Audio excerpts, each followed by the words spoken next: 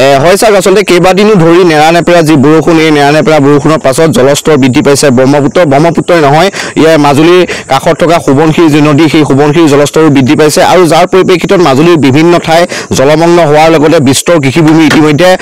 বানত ডুব গৈছে আৰু সমান্তৰালভাৱে আপুনি যদি চাই মাজুলীৰ মাথাউৰিৰ কাষৰ নৈপৰীয়া প্ৰায় এই মুহূৰ্তলৈকে প্ৰায় 20খনৰ অধিক গাঁও ইতিমধ্যে বানত প্লাবিত হৈছে আমাৰ লগত যি শেহতীয়া খবৰ আছে যে হালমৰা ভিন্ন অঞ্চল ইতিমধ্যে বানত প্লাবিত হৈছে আৰু এই মুহূৰ্ততো জলস্তৰ কিছু বৃদ্ধি পাই আছে আৰু যাৰ পৰিপ্ৰেক্ষিতত ন অঞ্চল প্লাবিত হোৱাৰ খবৰ ইতিমধ্যে আমি লাভ কৰিছোঁ আৰু ইয়াৰ পৰা আমি কওঁ যে যোৱা কালিৰ পৰা যেহেতু অফলা আৰু নিমাতী যি ফেৰী সেৱা এই ফেৰী সেৱা বন্ধ হৈ আছে আৰু যাৰ বাবে আচলতে যাত্ৰীয়ে যথেষ্ট দুৰ্ভোগ ভুগিব লগা হৈছে আৰু আজিৰ দিনটোত আপুনি যদি চাই এটা গুৰুত্বপূৰ্ণ পৰীক্ষা আছিলে যোৰহাটত মাজুলীৰ বিভিন্ন ছাত্ৰ ছাত্ৰীয়ে সেই পৰীক্ষাত দিবলৈ যাব লগা আছিলে আৰু যাৰ পৰিপ্ৰেক্ষিতত যোৱা কালিৰ পৰা যেহেতু ফেৰী বন্ধ হৈ আছিলে আৰু ইয়াৰ বাবে তেওঁলোকে যোৱা কালিয়ে ডিব্ৰুগড় হৈ ইতিমধ্যে তেওঁলোকে যোৰহাটৰ যে তেওঁলোকৰ যি পৰীক্ষা কেন্দ্ৰ সেই পৰীক্ষা কেন্দ্ৰৰ বাবে ইতিমধ্যে সাজু হৈছেগৈ আৰু আজিও এই যি ফেৰী সেৱা সেই ফেৰী সেৱা বন্ধ হৈ থাকিব ইয়াৰ পৰিৱৰ্তে কমলাবাৰী ফেৰীঘাটত যদিও ফেৰী পুৱাৰ ভাগৰ পৰা চলিবলৈ লৈছে কিন্তু ইয়াৰ পাছত যে ফেৰী চলাচল কৰিব তাৰ কোনো তথ্য এই মুহূৰ্তলৈকে আমি লাভ কৰা নাই যেহেতু কিছু পৰিমাণে আচলতে জলস্তৰ বৃদ্ধি পাই আছে আৰু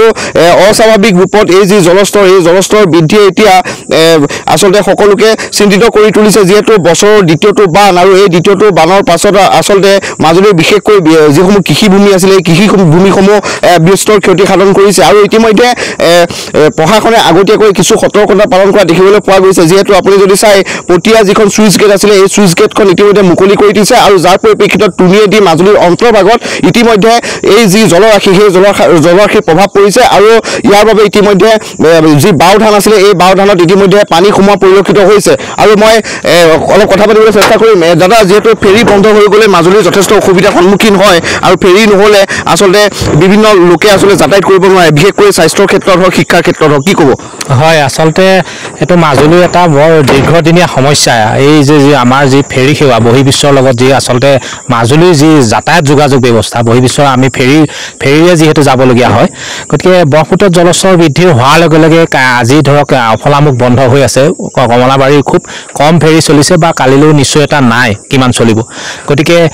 মই এটা আশা কৰিম আৰু মই অতি চৰকাৰকো হওক প্ৰশাসনকো হয় মই সকলোকে এটা আহ্বান জনাম যি ব্ৰহ্মপুত্ৰৰ ওপৰত যিখন আমাৰ নিমাতী আৰু মাজুলী যোৰহাট সংযোগী যিখন দলং নিৰ্মাণ হৈ আছে মই ভাবোঁ দলংখন খুব ক্ষিপ্ৰতাৰে হওক আমি তেতিয়া ৰাইজৰ বহু ক্ষেত্ৰত সুবিধা হ'ব বিশেষকৈ যিখিনি আচলতে অসুখীয়া বেমাৰী লোক যে আমাৰ মাজুলীতো তেনেকৈ স্বাস্থ্যৰ খুব এটা ভাল ব্যৱস্থা নাই গতিকে আমি যোৰহাট বা ডিব্ৰুগড়লৈ যাবলগীয়া হয় যোৰহাটলৈ আচলতে এজন ৰোগী নিবলৈ এই মুহূৰ্তত এই বাৰিষাৰ মুহূৰ্তত আচলতে বহু জ্বালা যন্ত্ৰণা ভুগিবলগীয়া হয় সেইকাৰণে মই এইটোৱে আহ্বান জনাম চৰকাৰৰ পক্ষলৈ যিখন আমাৰ যোৰহাট মাজুলী সংযোগী যিখন দলংখন যেন যিমান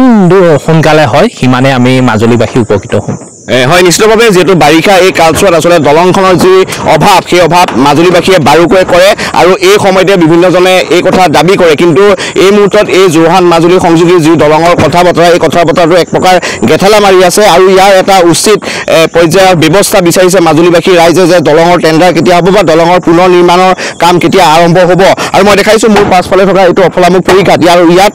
ব্যক্তিগত খণ্ডৰ যিসমূহ ফেৰী আছিলে এই ফেৰীসমূহ ৰাখি থোৱা হৈছে আৰু নিৰাপদ স্থানে ইতিমধ্যে যিসমূহ আভ্যন্তৰীণ জল পৰিবহণ বিভাগৰ যিসমূহ জাহাজ আছিলে সেই জাহাজসমূহ তেওঁলোকে নিৰাপদ স্থানত ৰাখি থোৱা হৈছে আৰু দেখিবলৈ পোৱা গৈছে এই যি নদী এই নদীখনত যথেষ্ট প্ৰচণ্ড সোঁত আৰু প্ৰচণ্ড ঢৌ আৰু দেখা গৈছে কাঠ উঠি আহিছে আৰু যাৰ পৰিপ্ৰেক্ষিতত জাহাজ চলাচল কৰাটো আটাইতকৈ এটা ডাঙৰ সমস্যা আৰু যাৰ বাবে এই জাহাজ চলাচলো বন্ধ কৰিব লগা হৈছে ভৰ বাৰিষা যদিও জাহাজে যাত্ৰীসকলক নিৰাপত্তা প্ৰদান কৰিব পাৰে কিন্তু প্ৰচণ্ড কাঠ ঢৌ অৰ্থাৎ এই নদীত কাঠ উঠি অহাৰ পৰিপ্ৰেক্ষিতত এই ঘাটৰ যি চলাচল ব্যৱস্থা এই চলাচল ব্যৱস্থা আগতীয়াকৈ আভ্যন্তৰীণ জল পৰিবহণ বিভাগে যাত্ৰীৰ নিৰাপত্তাৰ কথা চিন্তা কৰি তেওঁলোকে বন্ধ কৰি দিয়ে আৰু ইয়াৰ আগতে আজিৰ পৰা প্ৰায় 3 দিন আগত আপোনালোকে জানে যে দলঙৰ এখন যি জাহাজ আছিলে এই জাহাজে দলঙৰ খুঁটাত খুন্দা মাৰিছিলে আৰু যাৰ পৰিপ্ৰেক্ষিতত আচলতে কেইবাজনো যাত্ৰী সেই জাহাজত থকা আহত পৰ্যন্ত হ'ব লগা হৈছিলে ইয়াৰ মূল কাৰণ প্ৰচণ্ড সোঁত বা প্ৰচণ্ড ঢৌ আৰু উঠি অহা কাঠৰ পৰা বাচিবৰ বাবে আচলতে এনেধৰণে গুৰিয়ালে ব্যৱস্থা গ্ৰহণ কৰাৰ বাবে আচলতে এই যিখন ফেৰীখনে নিয়ন্ত্ৰণ হেৰুৱাই দলঙৰ খুন্দাত প্ৰচণ্ড খুন্দা পাৰে গতিকে বাৰিষাত কোনো কাৰণতে নিৰাপদ নহয় এই যি ফেৰী যাতায়াত আৰু যাৰ পৰিপ্ৰেক্ষিতত প্ৰশাসনে সতৰ্কতা জাৰি কৰি এই ফেৰী সেৱা চলাচল বন্ধ কৰে কিন্তু ইয়াক আচলতে যথেষ্ট সমস্যাৰ সন্মুখীন হৈছে আৰু মাজুলীৰ যি বান পৰিস্থিতি অৰ্থাৎ ব্ৰহ্মপুত্ৰখন জলস্তৰ কিমান বৃদ্ধি পাইছে তাৰ কথা আমি পৰৱৰ্তী সময়ত জনাবলৈ আমি চেষ্টা কৰিম